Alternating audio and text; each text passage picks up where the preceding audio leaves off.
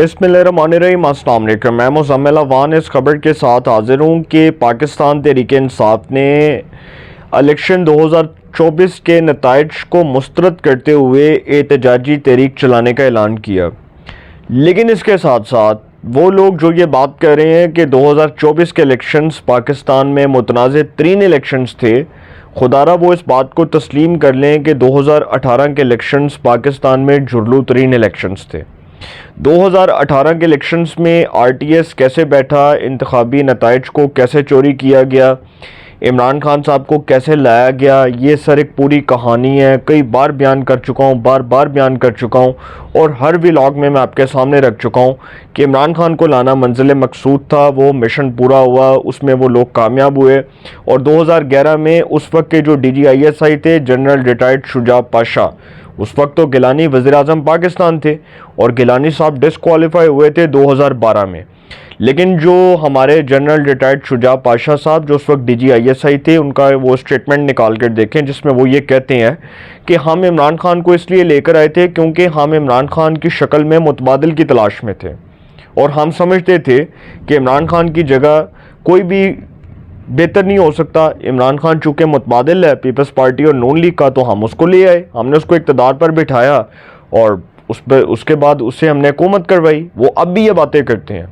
और जो 2018 के इंतखाबात थे उसमें उनका रोल था। जनरल रिटायर्ड शुजा पाशा साहब जो हैं वो ख़ुद ये बात तस्लीम करते रहे हैं, कई बार उन्होंने ये बातें जो हैं वो सरेआम लोगों के सामने कही हैं। तो इसी तरह सर इमरान खान साहब 2018 में आए थे और जब वो वज़ीर आज़म पाकिस्तान बने थे तो उन्होंने असेंबली के फ्लोर पर खड़े होकर एक स्पीच की थी, आपको शायद याद होगा। और वो स्पीच ये थी कि अपोजिशन जो है वो मुझे अगर कहती है कि आप इन हलकों को ऑडिट करवाएं, आप इंतखाबी नताइज जो हैं जिनको हमने चैलेंज किया है, इन हलकों को आप खुलवाना चाहते हैं तो हम इसके लिए भी तैयार हैं। इमरान खान साहब वज़ीर आज़म के तौर पर फर्स्ट टाइम असेंबली के फ्लोर पर खड़े होकर स्पीच कर रहे थे और उस वक्त जो है गो न्याजी के नारे लग रहे थे। पीपल्स पार्टी एहतजाज कर रही थी, मुस्लिम लीग नवाज एहतजाज कर रही थी, JUIF एहतजाज कर रही थी और अपोजिशन की 3 बड़ी सियासी जमातें जो हैं वो एक पीसफुल प्रोटेस्ट कर रही थी असेंबली के फ्लोर के ऊपर। अब एहतजाज का जो तरीक़ाकार है उसके ऊपर इख्तलाफ है।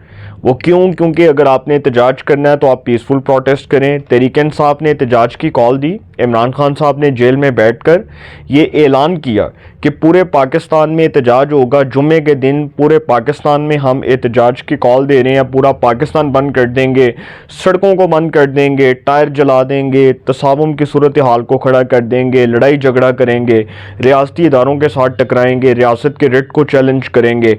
सर ये एहतजाज नहीं है, ये प्रोटेस्ट नहीं है। दुनिया भर के मुहज़्ज़म मुआशरों में आप देख लें कि जहाँ पर भी प्रोटेस्ट होता है वहाँ पर पीसफुल प्रोटेस्ट होता है। किसी भी मुल्क की जो डेमोक्रेटिक गवर्नमेंट है उसके ख़िलाफ़ एहतजाज रेकॉर्ड करवाने का जो प्रॉपर तरीका होता है वो ये होता है कि या तो आप असेंबली के फ्लोर पर खड़े होकर एहतजाज करें या आप आइन और कानून के दायरा कार में रहते हुए एहतजाज करें।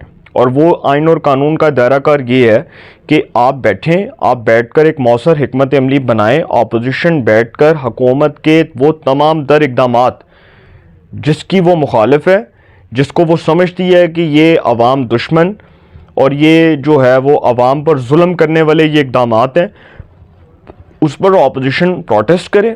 अपोजिशन को तो किसी ने नहीं रोका, अपोजिशन पीसफुल प्रोटेस्ट की हकदार है और उनका राइट है कि वो जिस किस्म का प्रोटेस्ट करना चाहते हैं वो अपना प्रोटेस्ट रिकॉर्ड करवाएं।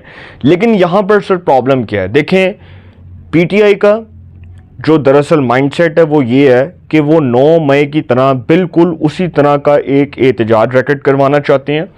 और जो गंडापुर साहब ने बात की कि हम इस्लामाबाद पर आएंगे, अगर हमें हक ना दिया गया तो हम इस्लामाबाद पर कब्ज़ा कर लेंगे।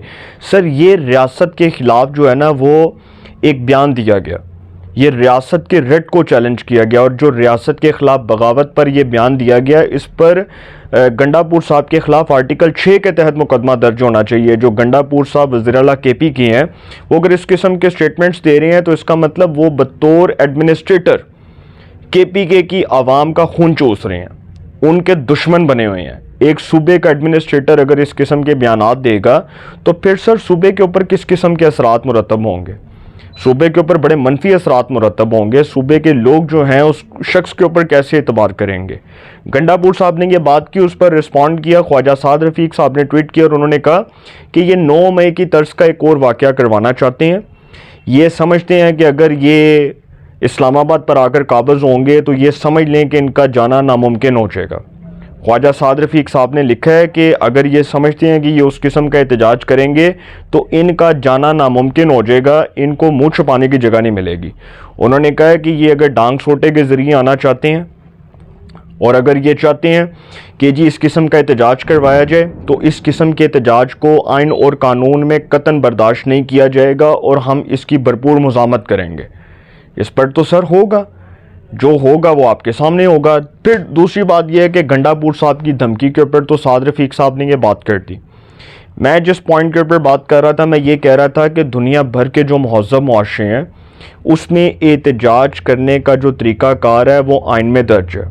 اپوزیشن کا کام ہے حکومت کی تمام تر جو غلط چیزیں ہیں, جو حکومت کے غلط اقدامات ہیں, جو عوام دشمن, جو عوام پر ظلم کرنے والے اقدامات ہیں, اس کے خلاف کھل کر بولے, آواز اٹھائے, ہر سطح کے اوپر, ہر فورم کے اوپر آواز اٹھائے. لیکن اپوزیشن کا کام یہ نہیں ہے کہ وہ حکومت ایک نئی حکومت بنے, اس کے خلاف فوراً سڑکوں پر آ جائے, اس کے مینڈیٹ کو تسلیم نہ کرے. عمران خان صاحب کے مینڈیٹ کو تسلیم کیا گیا, 3.5 سال انہوں نے حکومت کی اور ڈنکے کی چوٹ پر کی. جن کے سر پر کی وہ بھی سب کو پتہ ہے. تو 3.5 سال ان کو اس وقت کی اپوزیشن نے برداشت کیا. اب کی جو حکومت ہے اگر اس کے بارے میں یہ کہا جاتا ہے کہ جی اس کو اٹھا کر ایک دن میں آپ سائٹ پر کر دیں اور اگلے ہی دن اس کو اٹھا کر گھر بھیج دیا جائے, تو پھر سر پاکستان میں جو حکومت کا تسلسل ہے وہ برقرار نہیں رہ سکے گا. کوئی بھی گورنمنٹ آئے گی, ڈیموکریٹک گورنمنٹ آئے گی, اس کے مینڈیٹ کو کوئی تسلیم نہیں کرے گا, چاہے وہ تحریک انصاف کل کو آتی ہے یا پیپلز پارٹی آتی ہے, کوئی بھی حکومت آتی ہے. عوام اسی طرح اپنے غم و غصے کا اظہار کرے گی. اگر سڑکوں پر نکل کر احتجاج کر کے حکومتوں کے تختے الٹانے ہیں تو 100 بسم اللہ 1000 دفعہ الٹائیں, اس سے تو کسی کو کوئی فرق نہیں پڑتا. لیکن میں صرف یہ بات کرنا چاہتا ہوں کہ جو پی ٹی آئی کا احتجاج ہے, پولیس نے گرفتاریاں شروع کر دی ہیں. لاہور سے پی ٹی آئی کے کچھ سینئر جو رہنما ہیں ان کے دفاتر پر چھاپے مارے گئے, کارکنوں کو حراست میں لیا گیا. اس لیے لیا گیا کیونکہ پولیس کو ڈر ہے کہ کہیں 9 مئی کی طرز کے واقعات کے اوپر دوبارہ سے وہی چیزیں رونما نہ ہو جائیں, یا اس طرح سے وہ شدت اور اس طرح سے وہ تیزی دیکھنے کو نہ ملے.